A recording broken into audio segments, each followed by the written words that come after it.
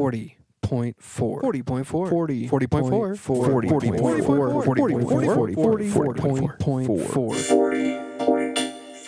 40.4. Welcome to 40.4, an audio-forward intermedia sonic summit hosted by B2 in the Atlas Institute at the University of Colorado at Boulder. Huge thanks to our sponsors, B2, the Department of Critical Media Practices, and Cycling 74.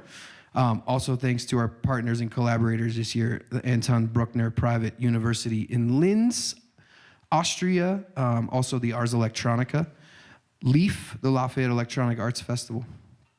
So this afternoon, we're going to have a very special guest, David Zicarelli, and the talk is entitled, Stick Your Head Inside a Piano. So we'll hear more about that in a moment. The festival is in its third year. We are very, very pleased to be able to do these things. It's been an amazing couple days already. Question we get a lot, why is it called 40.4 Festival? So there's 44 speakers in here, 40 on the walls. You can see the bottom row, the second row, the third row is up on the catwalk there, and then the fourth row, the ceiling, also has speakers, and then 4 subwoofers. We also, I should say, have a very special guest here, Jeff Merkel, who did a talk on Monday about different types of spatial audio algorithms, and Merkel Acoustics built all of these speakers and came up with the plans. So I feel like we should give a hand for Jeff before we even start. Yeah, because everything we're listening to this week is because of this amazing system that Jeff put in this room. So some thank yous. First of all, thanks to Critical Media Practices and B2 for sponsoring this talk. Special thanks to August Black, Undine Geary, Chris Patillo, Brett Mann, John Gale, everybody here at B2, and also big thanks to Mark Gross at Atlas and Reese August at the Critical Media Practices Department.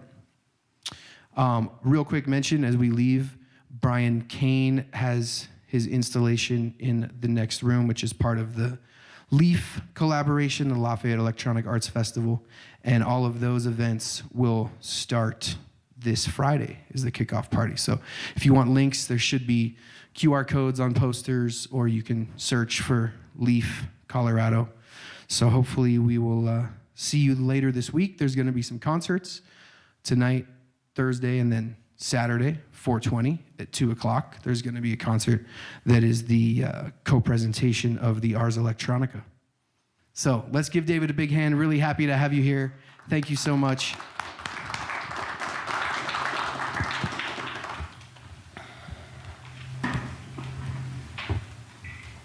So thank you to Sean and August for being receptive to my proposal to mess around with these speakers in public.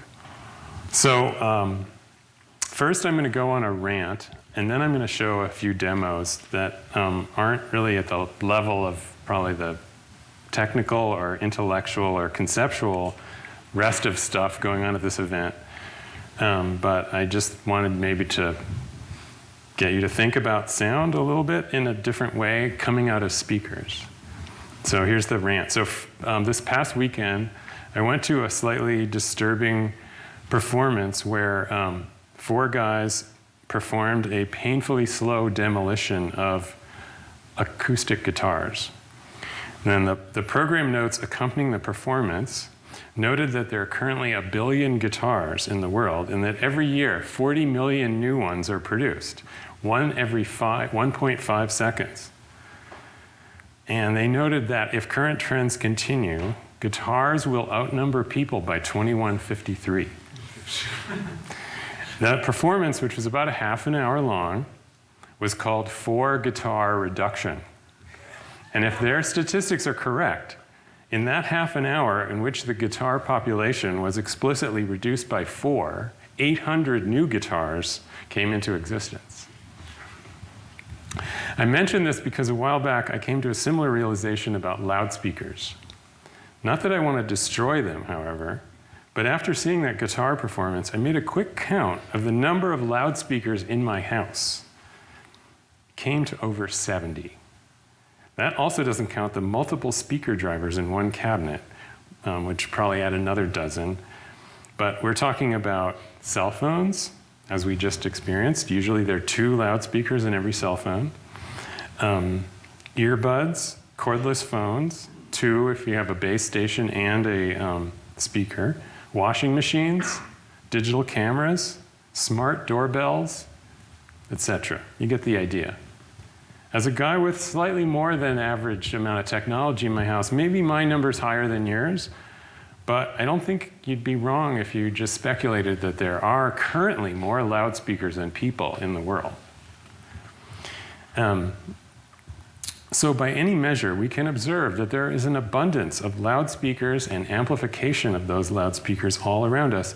And in fact, assuming that each of you brought a smartphone with you, I think we would get higher than the 44 speakers in this room just in your smartphones. That's kind of impressive. And yet, the way we approach working with speakers and sound technologically, we act as if loudspeakers and amplifiers are incredibly scarce. More precisely, the thing that we treat as scarce, that we all call channels, 99% of all the audio that gets produced in the world is heard through either 1 or 2 separate channels. Why, if speakers and loudspeakers are so numerous, is this the case? The perception of scarcity is an interesting psychological phenomenon. You may remember that Daniel Kahneman, in his book Thinking Fast and Slow, has this concept he calls all you see is all there is. So for example, what was disturbing about seeing the 4 guitars destroyed in front of an audience on stage is we thought there were only 4 guitars in the entire world, and we're thinking like, what if those guitars had lived a full life and other people had brought joy and all, whatever. And then you find out that there are like 40 million produced every year. So the same logic kind of works with channels, right? You only have 2 ears, like that's all we need, 2 channels, right? Just wear headphones, right? What obviously doesn't make a lot of sense to put 40 drivers into a pair of headphones, although I understand that that's not necessarily true. We can imagine, and this room is living proof, that rooms with many more channels of amplification and loudspeakers can exist. And then we don't have to treat them as a scarce resource. So this downward trend in the cost of amplification and loudspeakers is both a reflection and a cause of the incredible proliferation of loudspeakers. It's happened faster than our consciousness about channel scarcity has adapted. Every cost aspect with respect to distribution, computation, management, storage of audio channels is a fraction of what it used to be. What hasn't changed is our mindset. When I was preparing some demos for this talk, I decided I should buy some additional speakers to test some stuff out. Not 40, but maybe a few more so I could experiment with more than 2. I was fairly surprised to learn that you can buy decent quality studio monitors now for $50 each. In a few moments, I'll be messing around with, piano sounds, but just as an example of the channel scarcity mindset, consider a typical modeled piano. In a piano simulation, there is typically a way to calculate the strikes of strings on a hammer and the resulting vibrations amplified by a soundboard. On one level, you can look at the soundboard of a piano as a single speaker, but the piano makes other sounds. The strings, the hammers, there are 88 keys and 230 strings in a piano, but piano models, as far as I know, all reduce them to 2 channels. And around the software plugins, the software sort of infrastructure around these plugins can never really deal with more than 2 channels anyway. But notice that when they reduced the sound from 230 strings and 88 keys to 2 channels, they were doing extra work to add all of the simulated strings and key noises and all that back to 2 channels. Work that really isn't necessary if you had a lot of speakers or you just thought about lots of channels. So let's say we are fortunate enough to be able to listen to music in an extraordinary room like this. We can leverage Alan Blumlein's invention of stereo in the 1930s to place our at-most stereo sounds freely in the room between speakers using amplitude-based panning. I'm not against amplitude-based panning. I mean, how could anyone possibly be against amplitude-based panning? But for this talk, I wanted to start from a different perspective. What if we shift our thinking and imagine that channels are not scarce so that we could forget stereo and return to a one-to-one mapping between sources and speakers? In other words, we don't position sources, or in, say, Dolby Atmos, we don't think of sources as objects. Instead, we treat the speakers as objects. Like, just look around the room. They're objects. They're nice little objects, like positioned for us, right? The speakers are not trying to simulate or reproduce some absent reality. They are the reality. Those $50 speakers I mentioned, they're not particularly loud, but for many applications, as we just saw with our smartphones, we can get an experience with sucky speakers. So here's an example. I just wanted to play this video. So this is a brief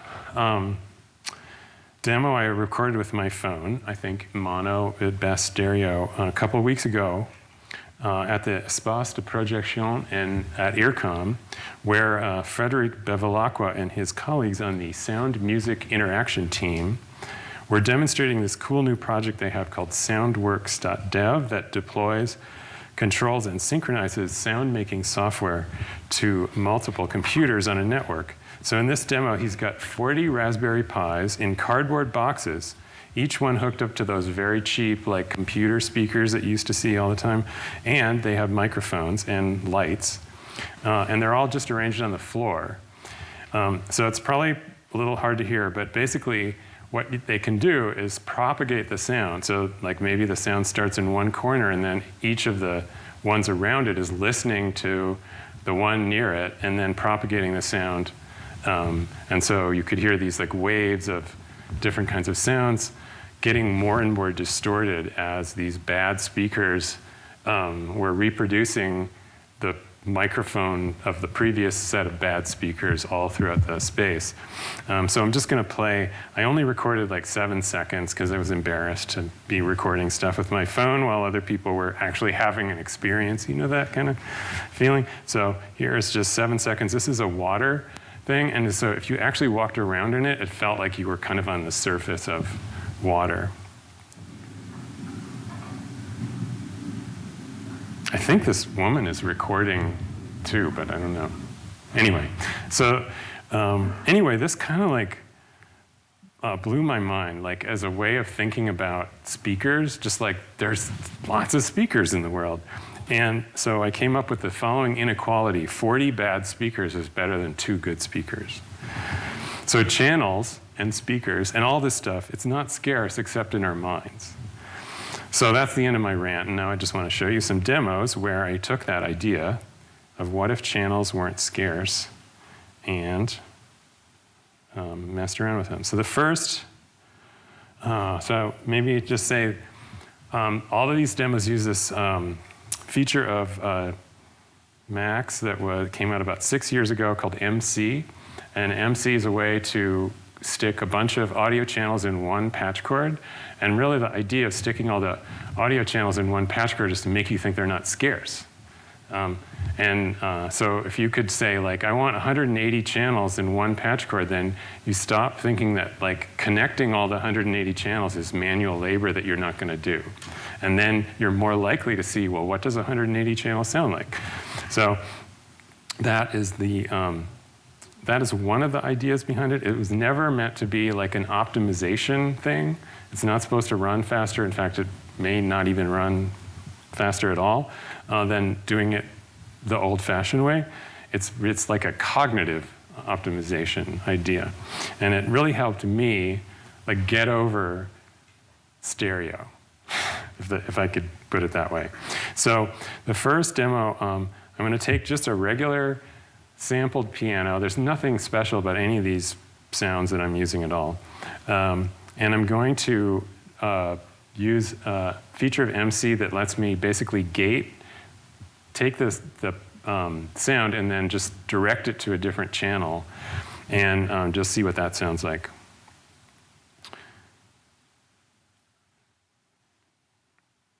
So I'll make this. Okay, so maybe I'll go over here if I can. So the action is happening in this thing right here. So the yellow thing is just the mono signal coming from the piano. I'm not even using I'm just using one channel of this. Like, this is totally wrong, right?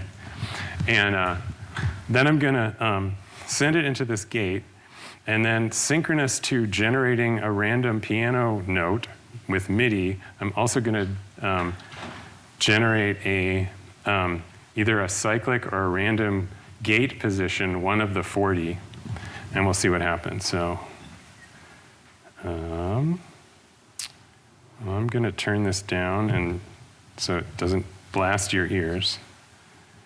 And then we will see what's going on. So you can see on the meter that this is a cyclic thing, and okay.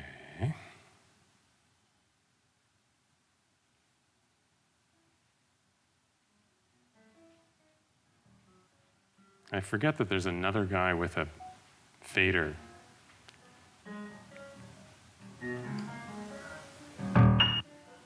Okay, so try to listen to this and think about each of the piano notes that you're hearing as like, so you're a different distance from every speaker in the room. The speakers they all have different acoustical characteristics based on what they're interacting with, how the sound is reflecting off them. So don't think of it as like one thing. Think of it as 40 things in parallel. See, just at this speed, if you can hear that individual. Some of them are a little loud. I mean, some of them are louder in the patch, but okay, so let's speed this up a little bit.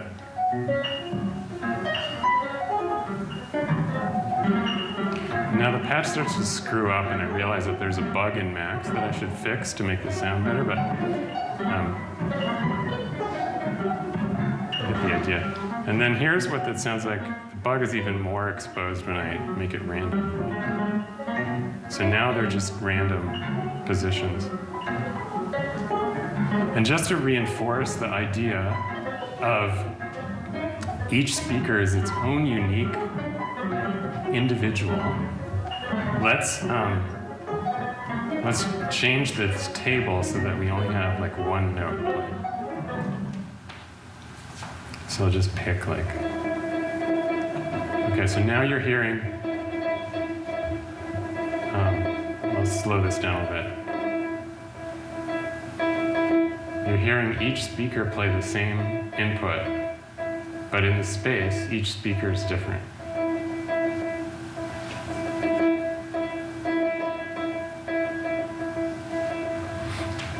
Okay.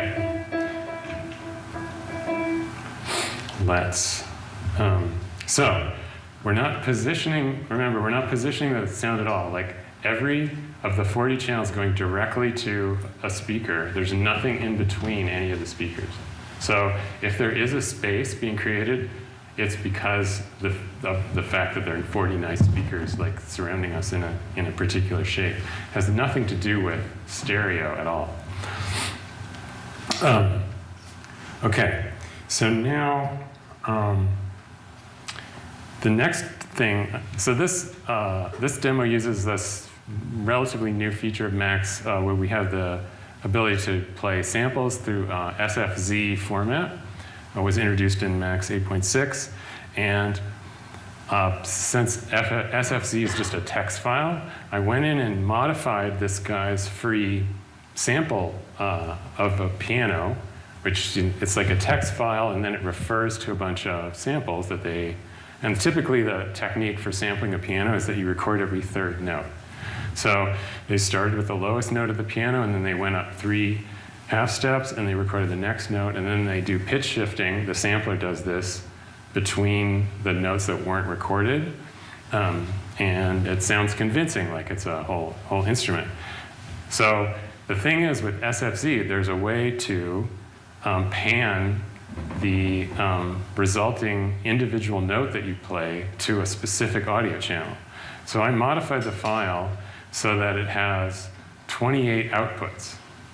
Every third note, So if you divide an 88 key piano by 3, you get about 28 channels. So basically now we're going to hear what a 28 channel piano sounds like. Now, of course, what I want is an 88 channel piano, but I can't get it.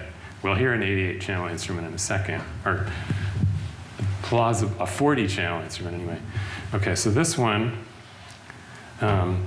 I'm going to play the piano from my launch pad since I didn't bring an actual MIDI controller that has keys.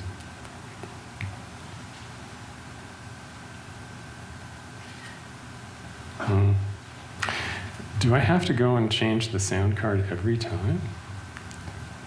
No. Okay, so this is not. Your volume is MIDI. Oh, it's MIDI in, right. Okay. Thank you. It's the standalone port that I think actually works. Yes. Okay. Thank you.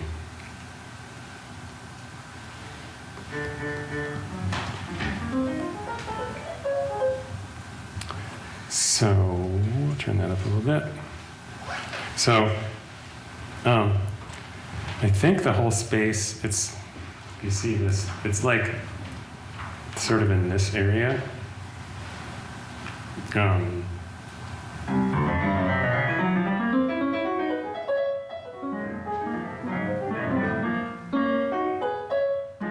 So we're now over here. That's kind of weird, like, because I'm playing notes in a certain area. It's like a certain area of the room. But the whole room, it's only 28 of the 40 channels, so there's some part of the room that's not going to get covered, but maybe it's going to be all over here, I don't know. No, there's some stuff back here. I mean, that's kind of fun, right? You don't know really where.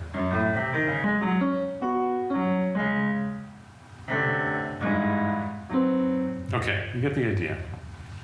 Okay, so that would be one way of like compensating for stereo, is just to go in and make your own sampler with every note being its own channel.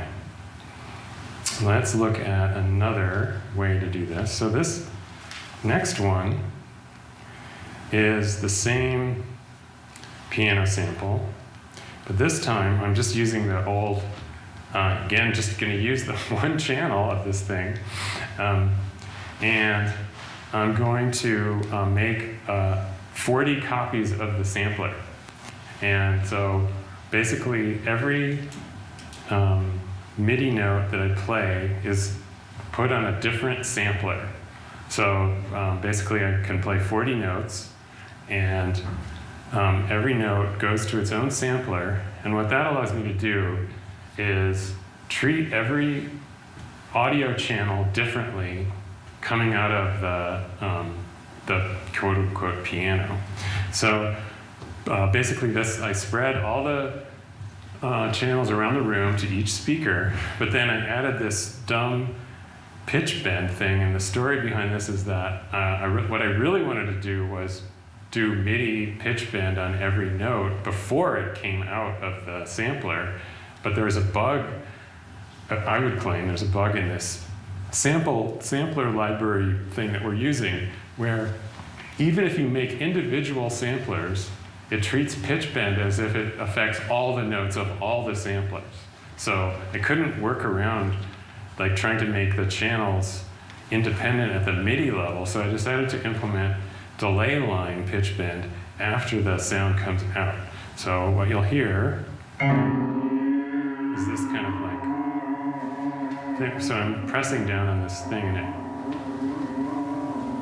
so I'll try to demonstrate how you can play multiple notes out of this thing and bend the delay line effect independently by not pressing down on one button while pressing down on another button.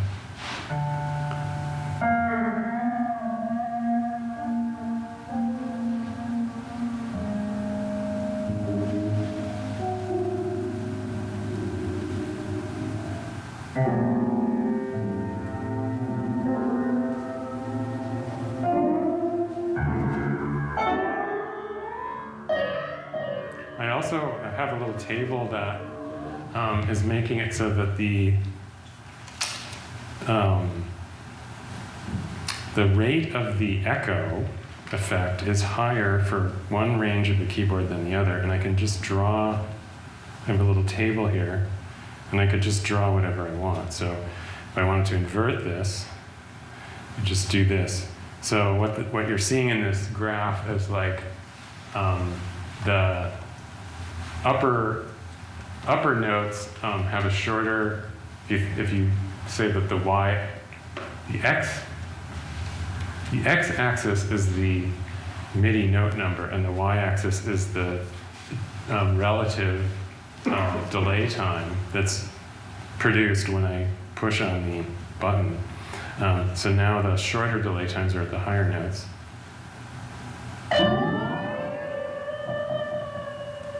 Longer one should be down here. Oh, maybe it's the opposite. Actually, the opposite, right? So the shorter ones are now at the bottom,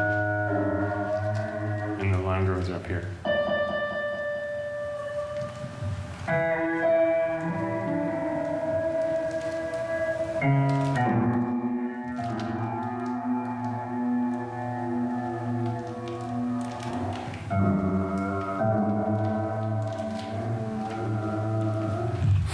Okay. Hopefully that makes sense. Independent samplers, independent speakers, independent delay lines. No mixing. Okay, so the next thing is, I said that I couldn't make an 88. There's no 88 channel piano sampler, so I wanted to see what it would be like to play a much simpler system. You should think of every... So what's the problem with the thing I just showed? Well, one problem that I identified was that you can't bend the pitch of the notes independently, right? So at the level of control over the algorithm that's producing the sound, you don't have you have very little control. Like, the only thing you can do is basically vary the velocity of the MIDI note, and then the sound is louder or softer or whatever. It plays the louder sample that was recorded. But what if you wanted to have an actual synthesis algorithm where each note that the synthesizer plays goes to a separate channel, and then in this case, we are lucky enough to have it go to a separate speaker. So this lets us change not just where the sound is coming from or things about the sound after it's produced, as we did in the last demo, but actually details about each individual note. And so the way you can think about this is that you can create in this case, it's a Karplus-Strong string synthesis algorithm. And we're going to, so we have I'll just demonstrate what it sounds like. You're probably familiar with this kind of sound.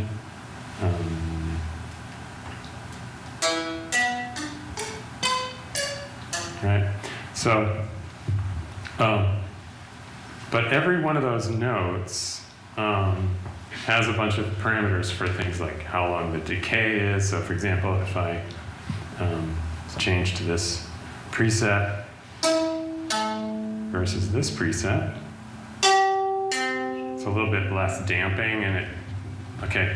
But we can do that on an individual note basis, so we can create our own custom broken instrument.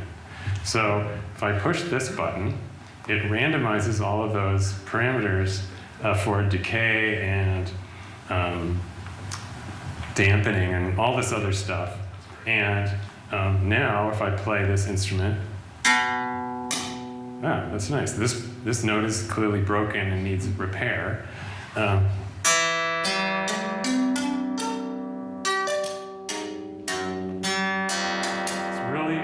Gives me the emotional feeling of playing a bad piano or a bad instrument.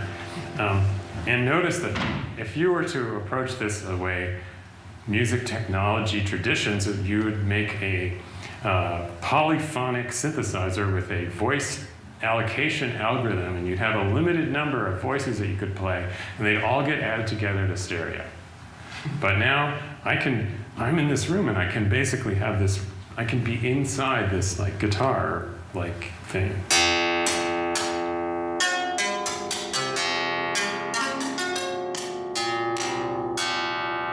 And of course I can push the button again and get a different, so now this thing is like slightly more broken. Let's see what if I push the button now. Yeah, see, I just broke that string, like with one button push.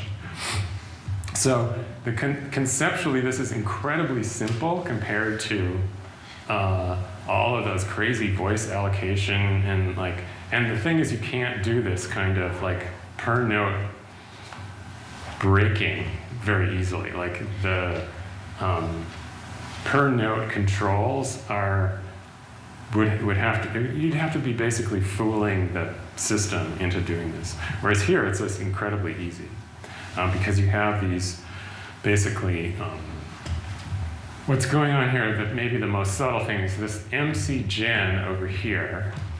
This has 40 synthesizers inside of it. So,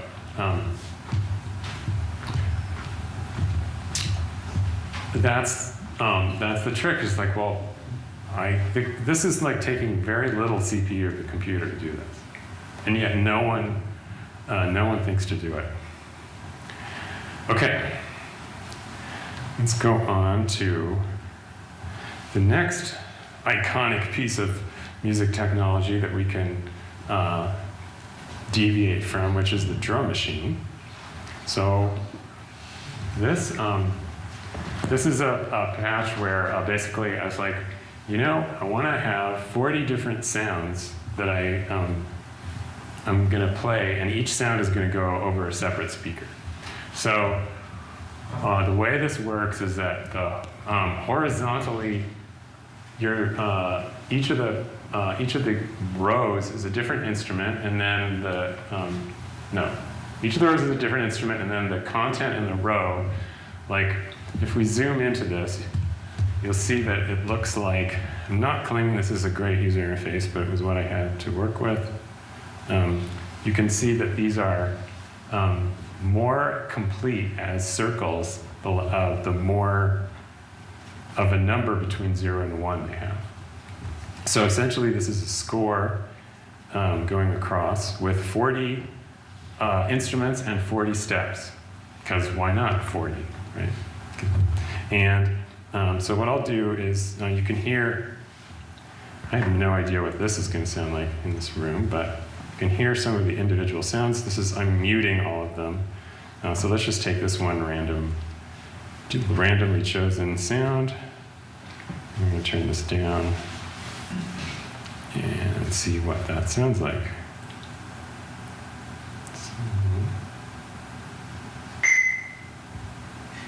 Okay, so this looks like this is synthesizer number 5. So if I open the sub patch for synthesizer number 5, this is basically taking a sample that comes with Max and playing it way too fast, triggered by a impulse. And you can see it bangs every time I play it. So all 40 of these little synthesizers are no more complicated than this. I had to do this, last Sunday.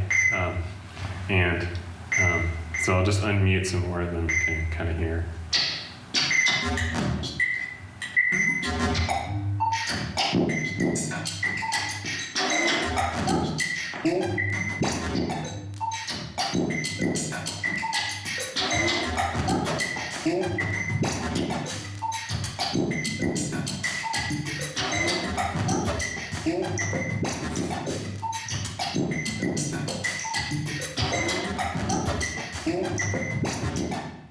So how many different, can you hear all 40 sounds? I don't know if you can, but more than 10 maybe, right?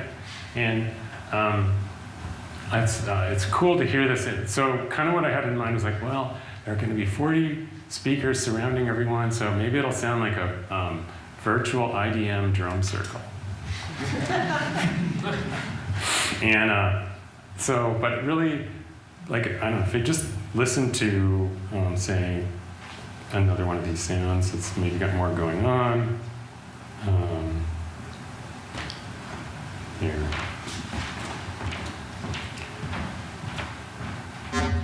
Yeah, so like, you can start to think of that as like an actor. You know, it's a synthesizer slash speaker slash location in the room system, and all the other systems are in parallel, and they're all actors. Oh yeah, I mean, like, if that were a person, what would that guy be like? Like, what would he, you know, what would he have for dinner tonight?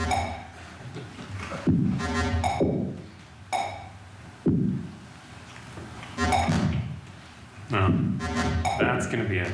I don't want to deal with that guy. But you get the idea. So this was very surprising to me. This to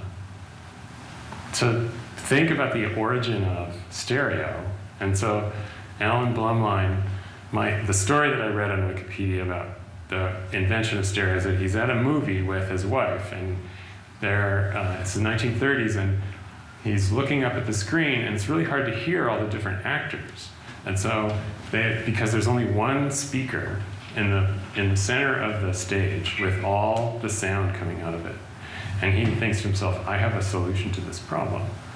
If he could basically have two channels, then he can have multiple, he can basically mix in a panning sense from left to right, and maybe even correspond the location of the actor on the screen from left to right could correspond to where that actor is speaking in the left to right stereo space.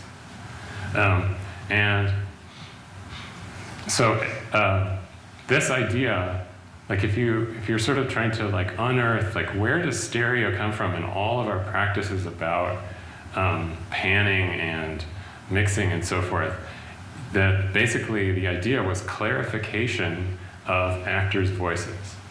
And it's interesting to think like, okay, so if you are trying to do something where they're like, I don't know, they're two people talking to each other, stereo makes perfect sense. But if you're just trying to do one thing, like if you think of your thing that you're presenting as one thing, then you can think of the speakers as their own actors who are just standing still around you saying things. And so that's kind of what I was trying to do with this demo. I hope it may have given you that idea. So finally, just have one last thing. So you might be saying to yourself, David, you know, I get this whole thing. You got a lot of speakers, you got a lot of channels, you know, but I want more than 40 things, right? And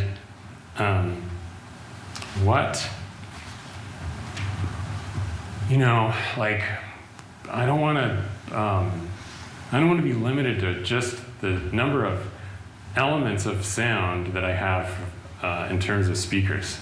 And so I guess my point would be like, well, what if you took the number of speakers as the minimum rather than the maximum? So I wanted to show, and I don't know what this is going to sound like. I just made this this morning because I thought it would be interesting to speculate about, like, can you hear the difference? Like, basically, I have a very simple thing. It's just 40 randomly distributed sine waves around 440 hertz. And I'm going to see, can you tell the difference between 40 of those randomly generated sine waves, each going to its own speaker, and 120 of them where we do panning, so that basically there's 40 presumably going close to their own speaker, but then there are two in between. And so let's see if we can hear the difference between 40 and 120 and what the nature of that difference is. So first, let's start with the 40.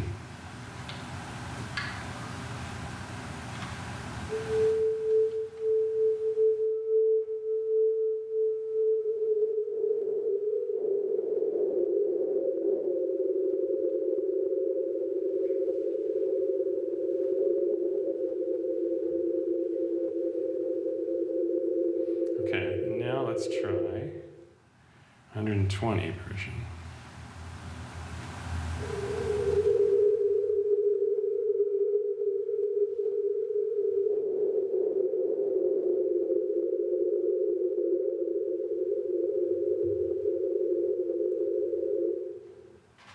40.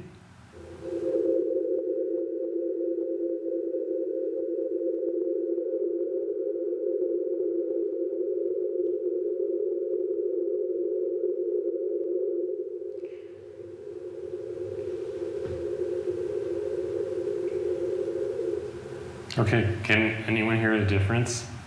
Yeah, a little bit. Well, how would you characterize the difference?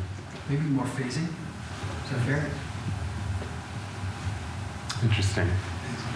I mean, they look different. Like, clearly there's interaction between the multiple signals on each audio channel, and so you're seeing the phase interaction between 3 sine waves panned at different amplitudes toward one audio channel. But I would say at best the difference is subtle, right? So, and as I've experimented with MC and hundreds of channels, I've found like beyond about 40, and it's interesting that there are 40 speakers in the room and maybe there's some connection there. You could think of it as like, there's, you know how 10 or 15 years ago they introduced these like high resolution screens, and Apple called them like retina displays because they're like, you know, that they exceeded the resolution of your eye or something like that. And I'm wondering if there's a similar number that represents this pixelation of sound where panning isn't actually necessary. And I don't know what that number is. It might be higher than 40, it might be 120, who knows? But that is kind of what I was interested in suggesting with this little comparison. Okay, that's kind of what I wanted to talk about. And I don't know, do we want to have questions or, you know, confrontations or anything like that? Yeah, if anyone has a question, I will bring the mic. Yeah, let's go. Check, check. Questions for David?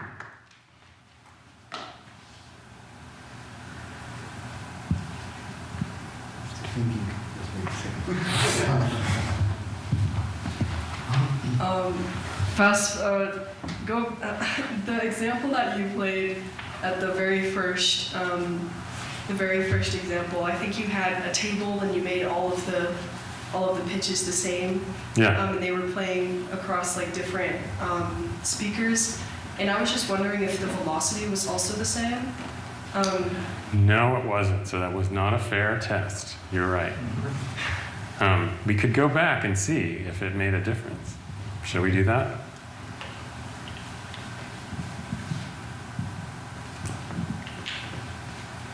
So I can do the same operation. So this is using bang to a table, which is the best feature. I didn't invent it, so I can say this, but it's like the coolest feature of Macs that never gets old. It's like you need to have like a statistically distributed bunch of things happening. Just draw into a table and then send it a bang, and you get basically what you draw into the table describes the probability distribution randomly explored. So we can do the same thing. This was my probability distribution of velocities. I hope you appreciated my compositional excellence there. And now I'm gonna basically do this, and I think in combination with doing the same operation here, we should get a consistent output. Let's find out.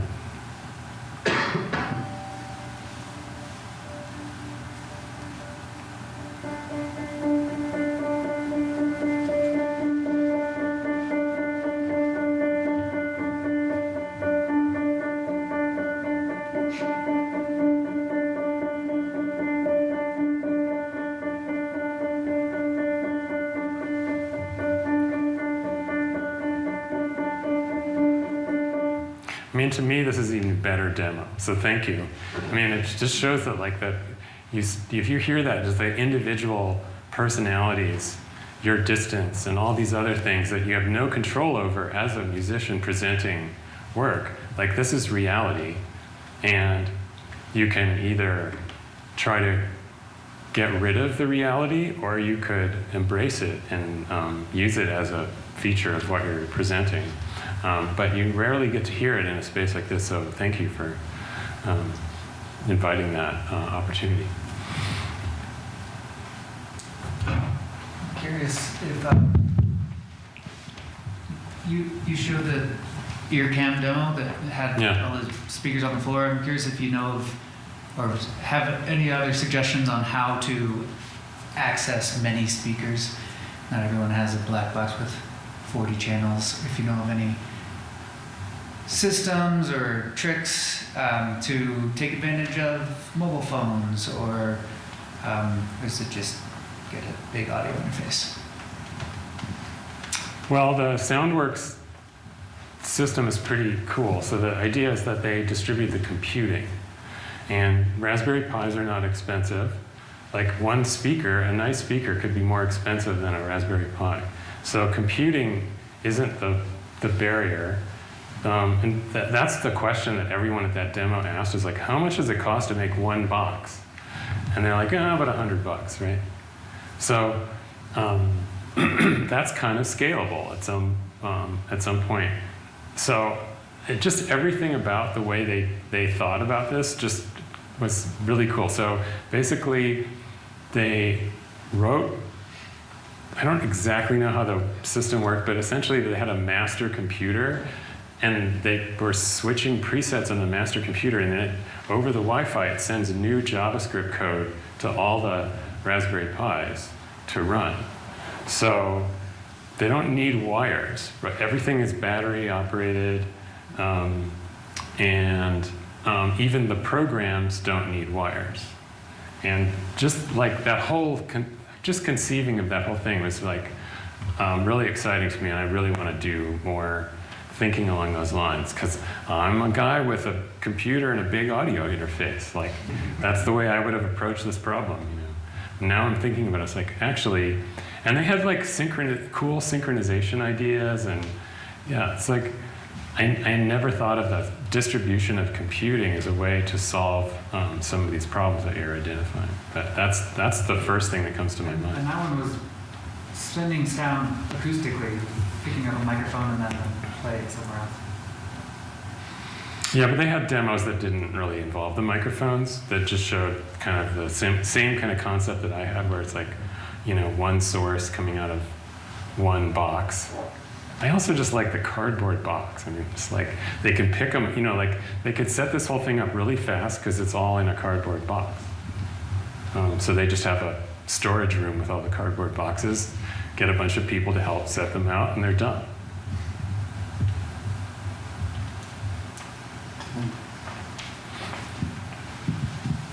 Well, maybe just to go a little bit further in your question, I mean that there are, I don't know if you know, these two systems, actually one here in the USA and the other one is being done in Austria. One is called the SADIS, and the other one here in the USA is called Monodeck. So what they are doing, for example, this one SADIS, is that they are using the phones of the people to, so they do a concert, for example, in this place, you have the 40 speakers plus the 4 subwoofers, but you add all the speakers of the cell phones. So you just need to get into a QR code, you get in that network, and then they are using your cell phone as a synthesizer and as a speaker. And then just it gets potentialized, all this multi-channel thing, for example. And the other one, the Monodeck, it was also really interesting, and it's, I think, being done here in the USA. So I think it's not that kind of hard to achieve this and expand, yeah, the multi-channel idea in that case.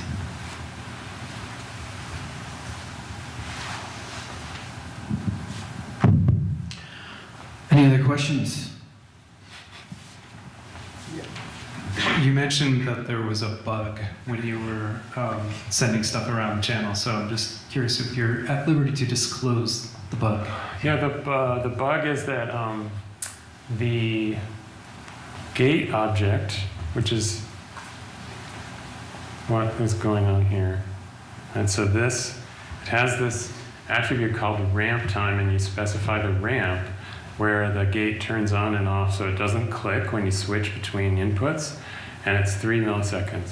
But the problem with a piano sound is it has a long decay that exceeds the, it's like gonna stay playing after you turn the gate off. And so what we really need is a separate decay ramp time that's not the same as the onset ramp time. And then this demo would sound awesome, right? Because basically the full note could play in the space, but you could do it rapidly, and so you wouldn't hear this artifact where essentially what you hear is like the sound gets cut off by the ramp. So I'm going to be adding that as soon as possible because I really want to hear what this sounds like. Unfortunately, I didn't get to do it for today because I wanted to not use any software because I want to give everyone these patches. So. But yeah, I don't know if it's a bug, but it's like an opportunity or something like that. Yeah, that would be really cool to just hear it ringing. All right. Well, I think we'll leave it there. Thanks again, David. Can we give David one more round of applause? All right. 40.4 40.4 40 40.4 40 40.4 40.4 40.4 40.4 40.4